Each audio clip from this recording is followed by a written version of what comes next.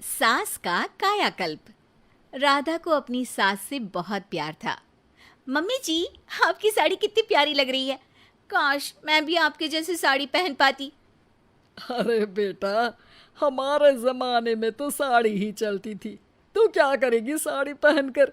दिन भर भागा दौड़ी करती है। साड़ी कंफर्टेबल नहीं फील कराएगी।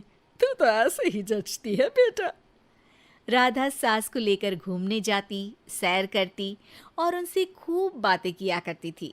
एक दिन, अरे राधा और माँ सुनो, अब हम लोगों को बम्बई चलना पड़ेगा। मेरी नई नौकरी वहीं लगी है। अरे वाह माँ, कितना मजा आएगा ना। अरे नहीं नहीं, मैं नहीं जाऊंगी।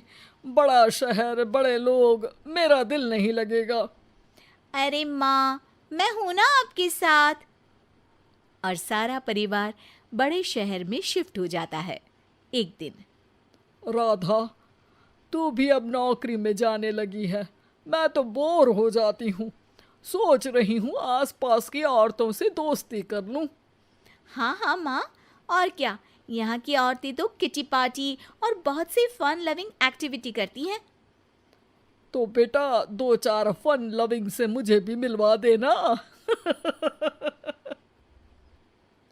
बहू सास के साथ बाहर निकलती है तो देखती है कि सास की उम्र की जो औरतें टहल रही हैं, उनका पहनावा ओढ़ावा सास से बिल्कुल अलग है। लेकिन फिर भी राधा एक औरत को रोकती है। Hello aunty, how are you? Oh great darling. Aunty, हम लोग यहाँ नए शिफ्ट हुए हैं। ये मेरी मम्मी है। क्या ये कल से आप लोगों को ज्वाइन कर सकती हैं? वो औरत सास की तरफ बड़ी ही अजीब नज़रों से देखती है, फिर कहती है, अब ठीक है, कल से भेज देना।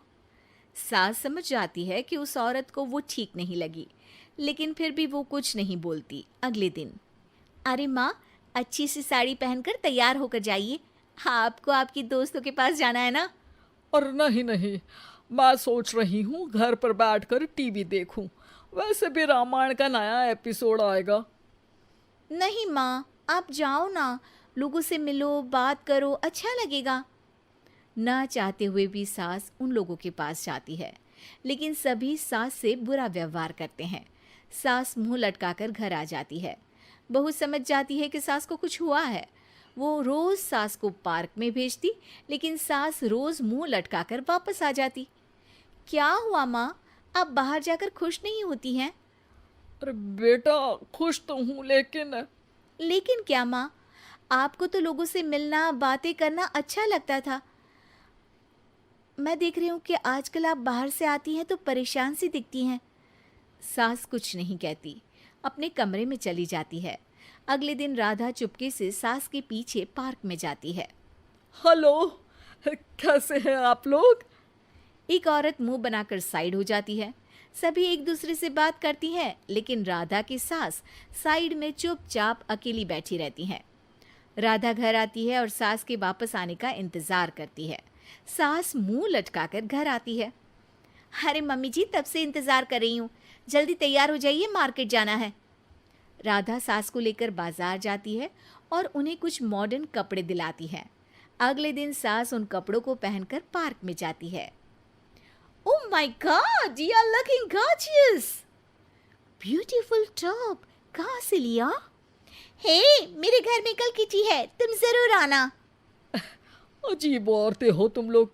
मैं रोज आती थी तब तो तुम लोग सीधे मुंह बात भी नहीं करती थी। आज इन कपड़ों को देखकर तुम मुझे घर बुला रही हो। लेकिन सुनो, अब मुझे तुम लोगों से कोई बात नहीं करनी और ना ही दोस्ती करनी है। अरे तुम तो बुरा मान गई। वैसे दोस्ती नहीं करनी थी तो ये कायाकल्प क्यों किया?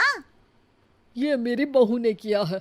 मैं यहाँ सिर्फ ये देखने के लिए आई थी कि तुमको मुझसे समस्या है या मेरे कपड़ों से। कपड़े तो बदले जा सकते हैं। अच्छा चलो, जो भी हो, अब हम लोग तुम्हें अपने साथ रखने को तैयार हैं। लेकिन अब मुझे तुम लोग नहीं पसंद। ये बोलकर राधा की सास वहां से चली जाती है। वाह माँ जी, आज तो आपका चेहरा खिला खिला सा लग रहा है। लगता है आपकी सहेलियों ने आपको अपना लिया। हाँ, वो तो अपनाना ही था। दिखावे वाली जो है वो, मेरे कपड़े बदलते ही उनका दिल बदल गया। लेकिन आज मैं उन्हें मना कर आई, अरे क्यों माँ जी? क्योंकि उन लोगों को मुझसे नहीं मेरे कपड़ों से दोस्ती करनी थी। वैसे मेरे पास तो तू है ना, मेरी प्यारी बहू, मुझे किसी की जरूरत नहीं है। अरे नहीं नहीं माँ जी, आप ऐसा क्यों सोच रही हैं? बेटा ये गलत भी तो नहीं है, जैसा देश वैसा भेष। क्यों? ठीक है ना माँ, अब जब ये हम लोगों का देश है तो क्यों ना हम यहाँ का भेष अपना ले। हाँ हाँ जरूर, मैं तो तैयार हूँ। समय के साथ खुद को बदलने में कोई बुराई नहीं है, लेकिन कहीं नकल के चक्कर में बंदर ना दिखने लगूं। खैर, बहू लग जाती है सास की कायाकल्प।